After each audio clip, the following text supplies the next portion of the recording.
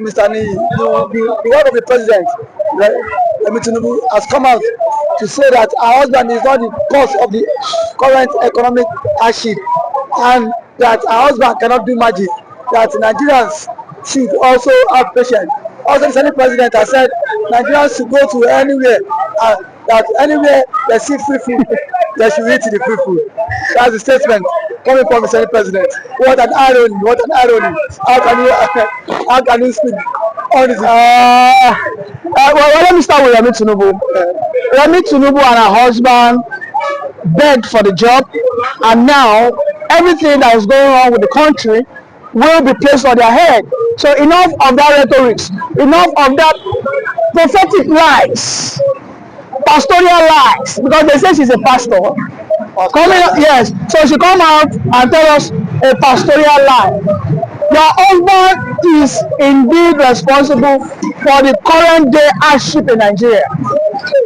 Your husband, who lacks the ingenuity, the creativity to go around whatever malfeasance that Nigeria might have faced over the years, without putting the Nigerian people into an excruciating pain.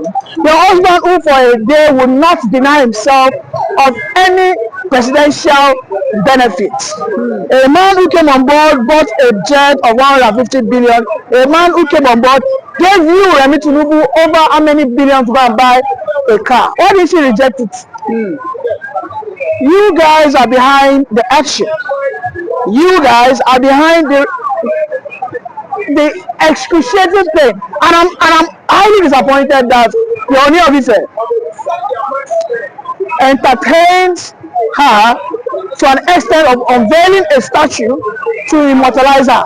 So if I may ask the Ooni of Ife, what has she done to deserve being immortalized? What has Remi Tinubu achieved? What are our legacies? We know Funmilayo Ransome-Kuti, we know our legacies. That legacies are what our young girls look up to, strive towards, aspire to become. Show me what Remi Tinubu has done that can be presented as a legacy. Nothing. She was a senator for over 12 years. What is the monumental bill she passed as a Lagos senator? What was the programs that she initiated that are still running today? What I can recall is she became the highest dealer supplier to all Lagos state government agencies for starters. If I'm not mistaken, I think she's still the one who supplies it. Our company, by the way, are proxies. You know, so Remi Tinubu proxies allegedly are supposed to be the biggest supplier of diesel. Are those the legacies that we should be celebrating? So for me, I think her husband is fully the cause of this. And enough of that nonsense they keep telling us. Nigeria don't spoil before we come on board. Okay, you know, say Nigeria don't spoil, and then you took a total sum of 150 million. 150 million. How much was it to build Second Niger Bridge? Are you aware? Second Niger Bridge was built with I think 170 billion. Right? So that's to let you know the value of what they took away. That means that money would have built a bridge for some people, and it will help boost economic growth. But he went to buy a jet. We have functional jets. We have jets that are still in good shape. Tinubu didn't stop there. He said he needed a good car. And you know what worries me the most? He said it needs to be comfortable for him to be able to deliver. I said, he needs comfortable. That means he needs to ride a Cadillac. He needs a presidential. Let me tell you, Nigerian jet is the biggest jet, is the biggest presidential jet today in all of Africa. Look at what's happening to Nigeria and Libya now. Nobody's taking us serious. They just take us for comedy show. I don't know, I go see that you guys are not ready. You guys are not ready for good. Listen, when Nigeria used to be Nigeria, when a Nigeria steps his foot in any corner of the Africa, they don't touch you. Yes. Because you know they know you have the economic prowess, they know you have the educational prowess, they know you have the military prowess. But today they kick us down the lane like, man, when we are talking, go and sit down. And Tinubu has now made it worse. Look at the levels of humiliation Nigerians have suffered since this man came on board. Countless. Look at the humiliation the Super Eagles are facing. Stranded in an airport for over 24 hours. At Libya. They cannot go out. They are not comfortable. And the president does not have anything to say about it. So and if you ask Remi Tinubu now, she will tell you they will tell you they are not the one responsible. Who appointed Eno, the Minister of Sports? Who has the ultimate right to sack anybody and fire and hire? Who will carry the day if Nigeria succeeds today? Who will carry the day? Who will carry the credit? Who will people celebrate? So, Remi Tinubu, you cannot deceive us. For Senate President, he said, meanwhile, Akpabio, everybody knows that Akpabio is a loose cannon. Is a what? A loose cannon. Akpabio has a little mouth. He has a diarrhea of the mouth. Akpabio has diarrhea of the mouth. So anywhere where I see food, even if I sacrifice, chop out. So for me, let them go.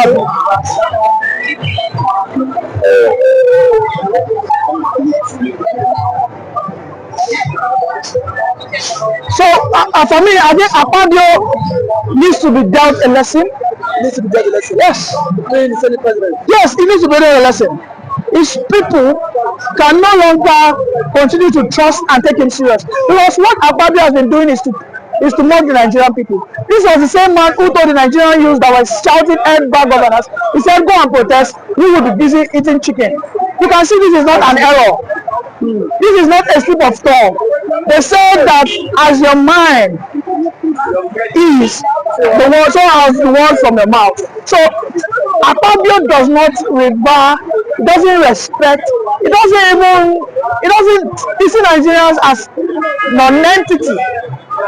He doesn't regard us. So if Nigerians like hitting their head on the wall, shouting Nigeria is bad, doesn't give a damn, and this is supposed to be the man who is supposed to be the arrowhead of the people, because the House of Assembly, the Senate Assembly is supposed to be the House of the Commons.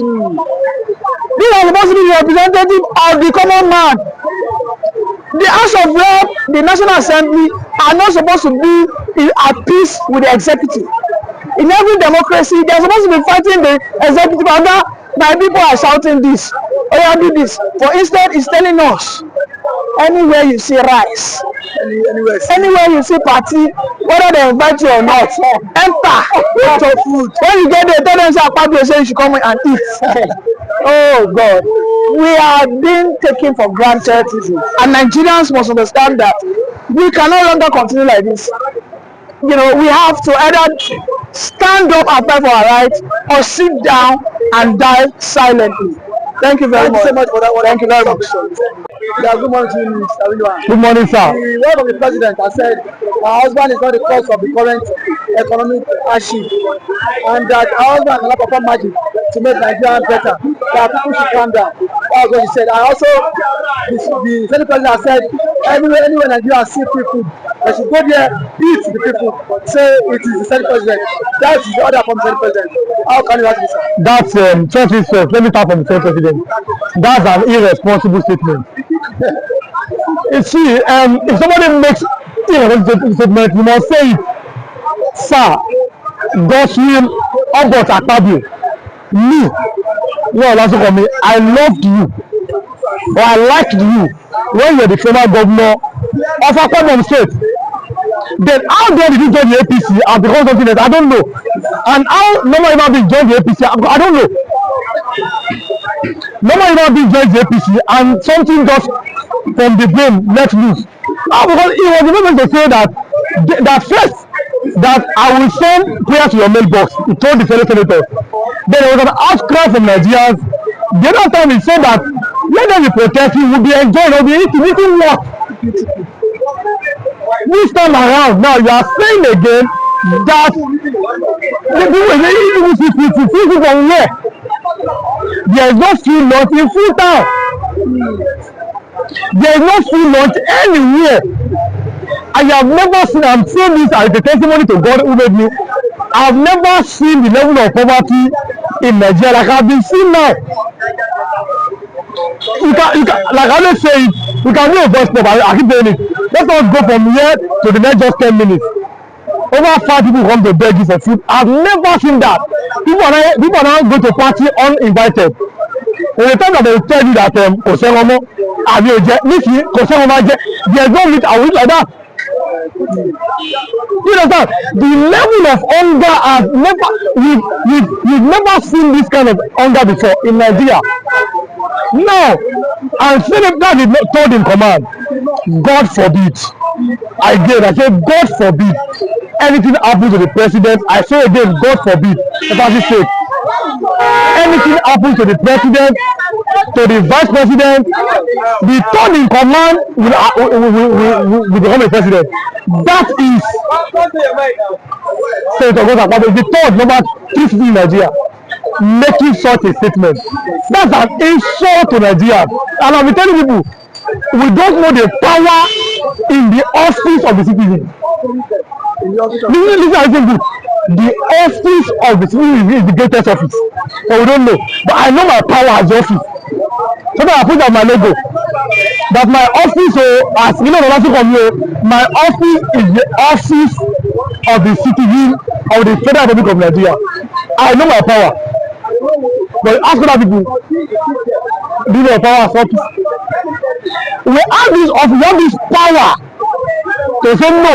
We have this power to say yes. We have this power to say we don't want this kind of leadership. We don't want this kind of people in power. And we don't know the power. That's why they are people like church rat. Let me tell you something. Poverty is evil. Yes. But because poverty is evil, and I've been saying it, I don't have any apology to it. In Nigeria, the poverty here is intentional. One more they can't remember to Shini. I'm not speaking in my language. They intentionally make people to be poor. I'm telling you, and I give an example. Before the election, we were here. This is a very popular also. They were sharing money 5,000. I told them, I know I have something that I'm doing, but I can never vote for somebody for 5,000. I don't say that no matter the money. People voted on credit.